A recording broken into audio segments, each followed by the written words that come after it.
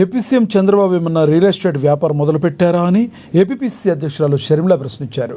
42,000 ఎకరాల భూమి ఎందుకని సేకరిస్తున్నారని, గన్నవరంలో ఆల్రెడీ ఎయిర్పోర్ట్ ఉంది కదా అని అడిగారు.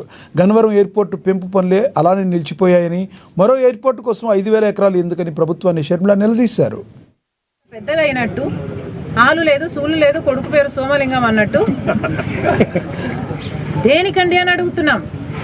చంద్రబాబు కొంచెం భూమి మీద నడుస్తే బాగుంటుంది. ఆకాశంలో పయనిస్తున్నారు, అలాగే అరిచేతిలోనే అందరికీ 3D గ్రాఫిక్స్ వైకుంఠము చూపిస్తున్నారు. అది కాదు సార్, వాస్తవం కాదది. దయచేసి ఈ ఆలోచన మానుకోవాలి. ఈ అదనంగా ఏదైతే మీరు 35,000 ఎకరాలో లేక 40,000 ఎకరాలో సేకరించాలనుకుంటున్నారో దీనికి పూర్తిగా వ్యతిరేకం కాంగ్రెస్ పార్టీ.